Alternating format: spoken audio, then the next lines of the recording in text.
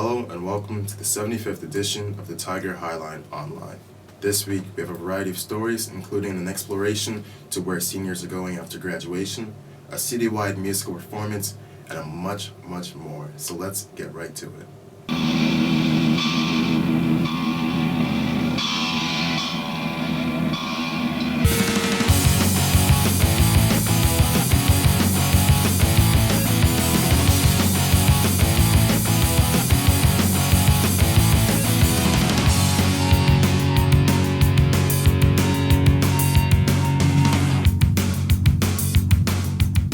Our first story this week is a culmination of seeds that were planted many months ago. After senior Agatha Fennick dreamed up the plans for a garden right here on campus, she connected with many to help her goal flourish. Austin, Adam, and Jackson have the story for years. On Sunday, April 26th, multiple Cedar Falls students set out to bring new life to Cedar Falls High School, led by senior Agatha Fennick. I visited one of my friend's school gardens about a year ago now, and I thought it was really cool how all these different students from different groups came together for this common purpose of creating vegetables for their school community, and I really wanted to start something like that at CF. After the idea, she applied for and received a grant for the garden. That took her to Washington, D.C. for training, but once she got back, she got to work. I think it's been about 10 months since the original idea, and I've been logging a lot of hours into this project, but I think it's definitely been worth it, and I'm really excited about how it's going to expand the opportunities at CFHS. Junior Ari Vernon was one of the students who helped plant the garden. I don't know, I thought it was a good idea, and I thought it was important for our school to have a garden, and I like gardening. So. For this project, I wasn't as knowledgeable as to where my food comes from, and I think that this garden is a really good way of raising awareness about healthy living and locally grown food. Although Fennick is graduating this year, the garden will remain in good hands. Yeah, I think it'll definitely be difficult to pick up where she left off, I guess, but I think that we can definitely keep it going. No, I've talked to a lot of sophomores and juniors, and they sound very excited about keeping the garden growing. I think it's a really great project, and I know there are some really fantastic people who are going to keep it going next year. Although to some it may feel like dirt, to Fennick it is so much more.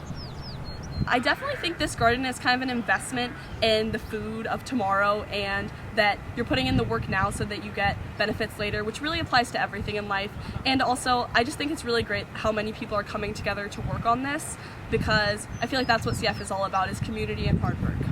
This has been Jackson Skiles and Adam Aaronhall and Austin Anderson reporting for the Tiger Highline Online. With graduation just days away, Josie and Amber went on a quest to explore where some are headed after their last days at CF. The 2014-2015 school year is coming to an end, and with that, it has a class of 2015 preparing for next year. With the majority of students heading off to in-state universities or community colleges, here's Addison Long speaking about her plans for next year.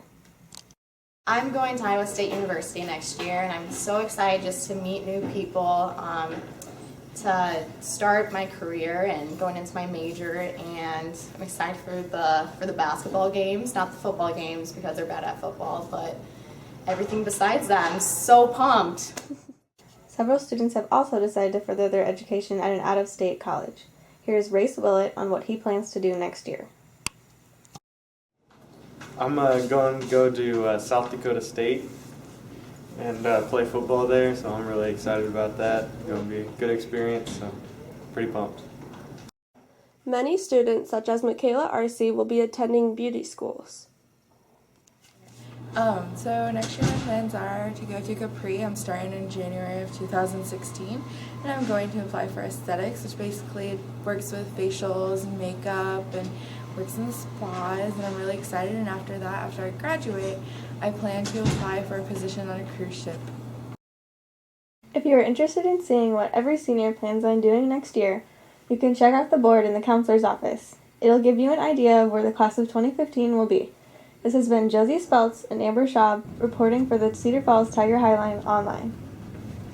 As the year winds down, the last days are packed with musical opportunities, and Chiaka was there for the recent all-city event at the high school.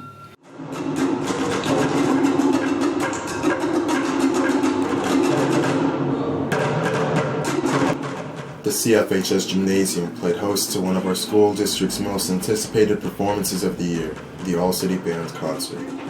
The All-City Band Concert features performances of bands from grades 5 and up to the high school. The CF Elementaries were all represented at the concert, as well as Holmes and Peak Junior High schools. The guys behind the massive performance talk about what goes into creating this great concert. First of all, fun, because the kids know what type of audience they're going to be playing in front of. It's an audience that appreciates music that's serious, but also super entertaining and energetic to listen to. It gets a little hot in here, so it's really important to keep the concert moving at a good level. The energy level of the literature picked from the 5th grade band all the way through Mr. Englehart's high school band. I think that's the most important part. But preparing for it is fun because we get to talk to the kids about playing for the biggest crowd of the whole year and maybe the most energetic crowd of the whole year too, all culminating from playing America the Beautiful at the very end of the show for a grand finale, which is unlike any other concert any band would play. Also, it's nice to welcome the new 5th grade band into the program with their very first live concert too. So it's super unique and there's nothing like it.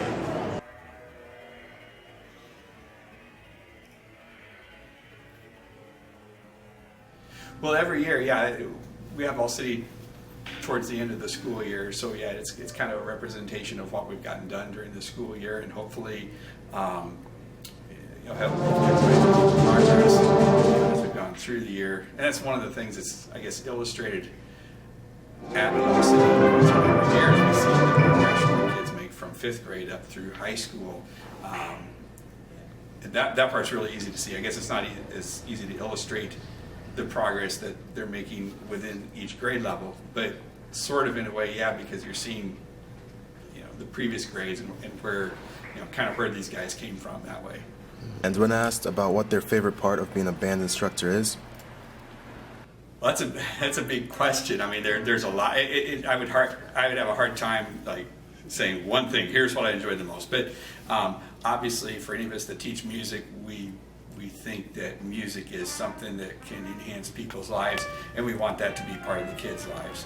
I think anybody that teaches believes in kids, believes in people, and wants to do their part to make the world a good place. And so I guess that's kind of it for me. However, the real magic is in our rehearsals, moments between band director and ensemble. That nobody sees. It's behind closed doors, and that's what I drive home or remembering mostly. Yeah, the great concerts are amazing.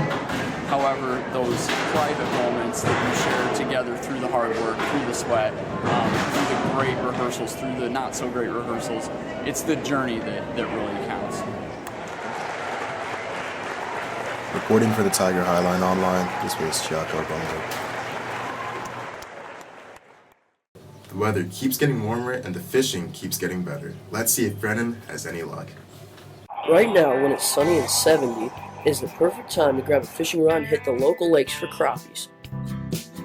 We took a minnow and a bobber to George with in an attempt to catch something.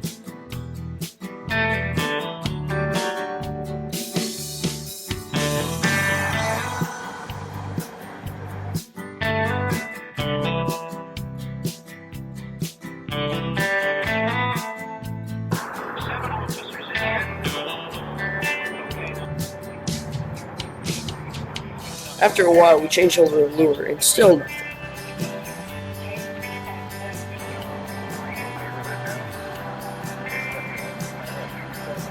We ended up going home with nothing but pictures and video. That's why they call it fishing and not catching. This has been Brian Coles for the Tiger Highline Online. The Tiger Trot is a fun, colorful annual event for a worthy cause. Agatha and Leah were at Pfeiffer on April 25th to capture the action in pictures.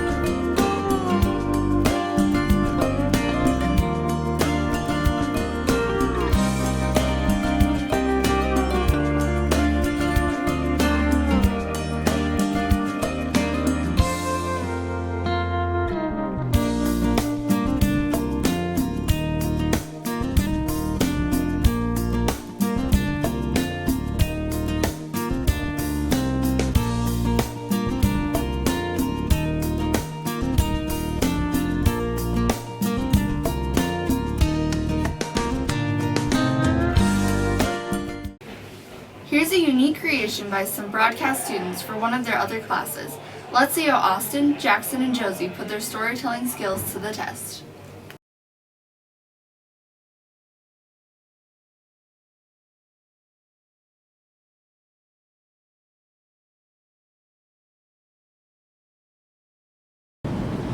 Remember that time we saved Josie's life? How could I forget? I don't know. I was just thinking about how we wouldn't have chosen to be organ donors. She would be Dead. like us. Yeah. What were we even doing that day? Well, I think it went a little something like this.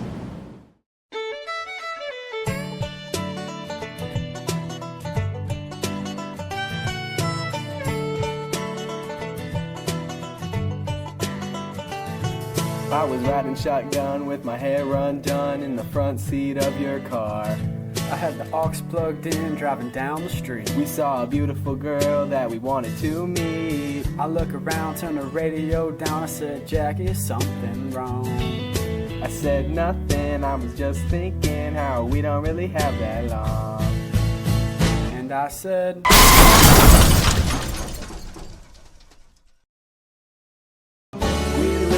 healthy old lives, maybe the first to donate our insides. When we're all gone and the story is over, pretty sweet that we'll be organ donors. Yeah, I don't think we busted out in chorus like that. Yeah, I think it went a little more something like this.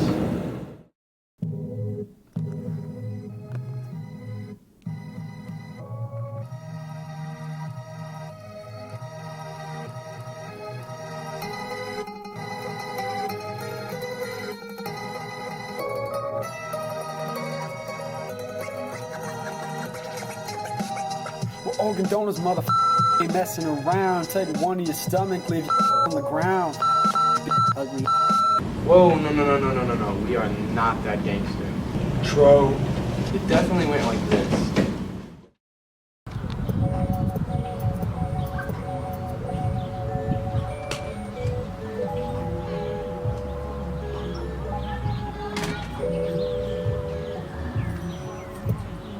Yo, the once was this girl who really didn't know me, a short dancer type, I think her name was Josie. One day she was blading out at Hartman Reserve. When she started picking up speed, yo, she turned and she swerved. She hit a stick on the ground, she was tumbling now. At the bottom of the ravine, she landed face down. Luckily an old man was there to call for help. With all of his might, he screamed and he let out a yelp. The ambulance came and took her away. Next stop was the heli straight to Hawks today. An hour later, she was in intensive care. Mom and Dad scared, hoping they let out a prayer. She was in bad shape, and that's all that they knew. She wasn't responding, no idea if she would come through. She was losing her time, she needed medical attention. Josie fell victim to heart failure and pulmonary hypertension.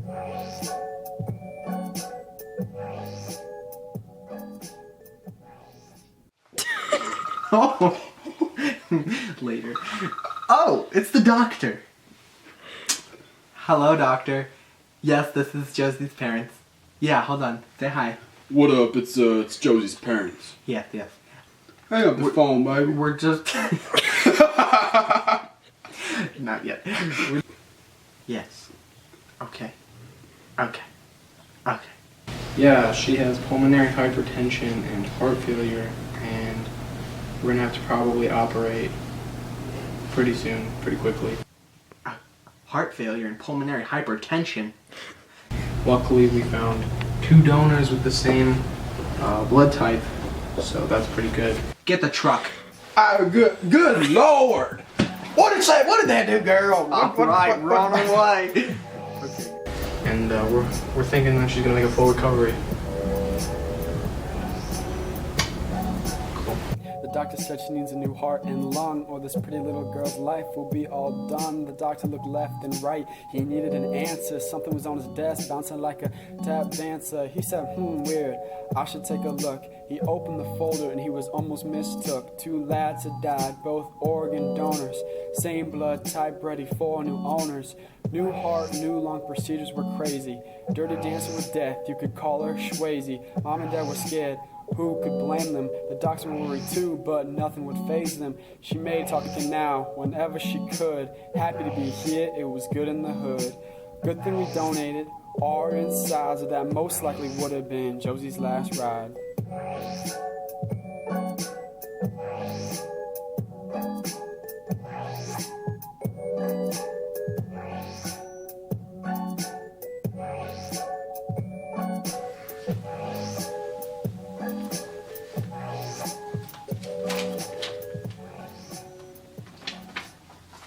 I didn't know she listened to that band. Well, I didn't know she was in sports.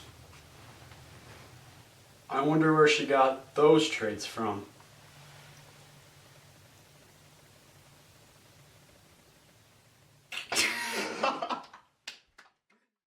Well, that's a wrap for number 75. We hope you enjoyed it, and we'll explore our website for archives of old shows, podcasts, pictures, and print stories.